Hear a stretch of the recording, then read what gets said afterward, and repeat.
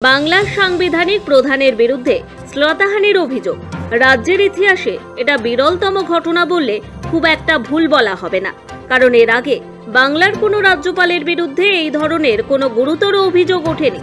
সূত্রের খবর, যে মহিলা রাজ্যপাল বোসের বিরুদ্ধে কুপ্রস্তাব এবং শ্লীলতাহানির অভিযোগ এনেছেন তিনি রাজভবনেরই একজন অস্থায়ী কর্মী। হেয়ার স্ট্রিট থানায় গিয়ে রাজ্যপালের বিরুদ্ধে শ্লীলতাহানির অভিযোগ দায়ের করেছেন ওই মহিলা। পুলিশকে ওই মহিলা জানিয়েছেন, গত 19 এপ্রিল সিভি নিয়ে রাজ্যপাল তাকে দেখা করতে বলেন। 24 এপ্রিল রাজ্যপালের চেম্বারে যান তিনি। সেদিন কুপ্রস্তাব এবং শ্লীলতাহানি করা হয় বলে অভিযোগ। তবে সামাজিক সম্মানের কথা ভেবে সে সময় তিনি বিষয়টি কাউকে জানাননি বলে পুলিশের কাছে দাবি করেছেন। মহিলার আরও দাবি, 2রা মে অর্থাৎ বৃহস্পতিবার ফের তাকে দেখা করতে বলেন রাজ্যপাল। আগের ঘটনা থেকে শিক্ষা নিয়ে এদিন ওই মহিলা সুপারভাইজারকে নিয়ে বোসের চেম্বারে গিয়েছিলেন বলে দাবি। পুলিশকে তিনি জানিয়েছেন, রাজ্যপাল সুপারভাইজারকে বেরিয়ে যেতে বলেন। এরপর আলোচনার নামে 19 এপ্রিলের মতো ফের তাকে এদিন রাজ্যপাল কুপ্রস্তাব দেন বলে অভিযোগ। এমনকি শ্লীলতাহানিও করেন। পুলিশের কাছে মহিলার অভিযোগ, রাজ্যপাল তাকে স্থায়ী পদে নিযুক্ত করার টোপও দেন। পুলিশকে ওই মহিলা জানিয়েছেন, তিনি কোনো মতে সেখান থেকে বেরিয়ে রাজভবনের পুলিশ আউটপোস্টে যান।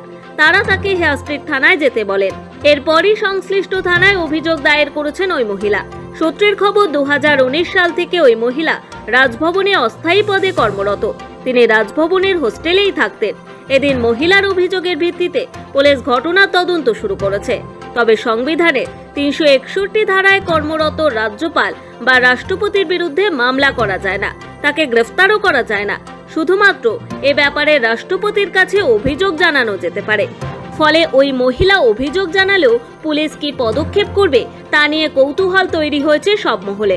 এদিকে রাজভবনের অস্থায়ী কর্মীর এই অভিযোগকে ভিত্তিহীন বলেই দাবি রাজভবনের। সত্যের জয় হবে বলেই আশা রাজ্যপাল বোসের।